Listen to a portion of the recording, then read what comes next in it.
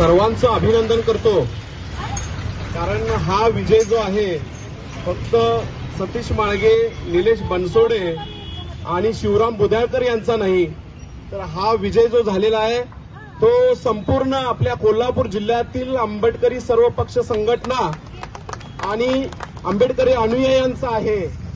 कारण आज या ठिकाणी माननीय जिल्हाधिकारी साहेबांनी आम्हाला बोलवून घेतलं आणि संबंधित आम्ही जे मुद्दे उपस्थित केले होते ते संपूर्ण 1 ते 7 मुद्दे या ठिकाणी म्हणजे मंजूर करण्याचं काम या ठिकाणी जिल्हाधिकारी साहेबांनी आम्हाला लेखी देण्याचं पत्र असं आश्वासित केलेलं आहे। म्हणून आज या ठिकाणी आम्ही रिपब्लिकन पार्टीच्या वतीनं आणि संविधान युवा प्रतिष्ठानच्या वतीनं या ठिकाणी जे अमरण उपोषण सुरू केलं होतं ते आज अमरण उपोषण या ठिकाणी ते पत्र आपल्याला दिल्यानंतर या ठिकाणी त्यांचीच अधिकारी येतील आणि आपल्याला ज्यूस दिल्यानंतर या ठिकाणी ते समाप्त होईल।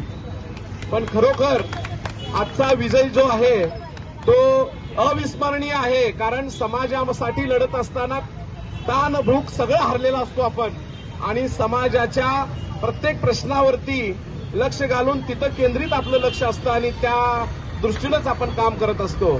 या 4 दिवसामध्ये मला घरातलं असेल आणि कुठलंही माझ्या संसारिक व्यवसाय म्हणजे ह्याच्यातलं असेल, व्यवहारातलं असेल, कुठलंही लक्ष माझं कुठेही नव्हतं। फक्त जो मुद्दा होता तो बिंदू चौक आणि बिंदू चौक।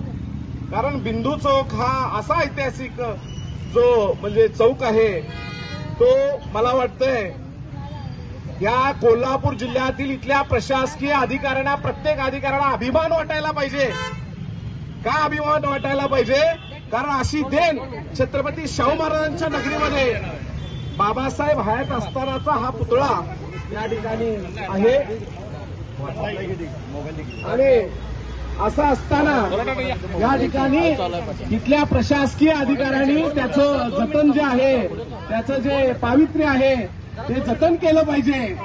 आणि म्हणून हे आमचे सगळे आंबेडकरी अनुयायी आणि सर्व पक्ष संघटनेचे जे पदाधिकारी आहेत ते झटले आणि त्याला खरोखर चांगलं विजयी यश प्राप्त झालं। म्हणून मी सगळ्यांना धन्यवाद देतो, त्यांचा आभार व्यक्त करतो आणि आता या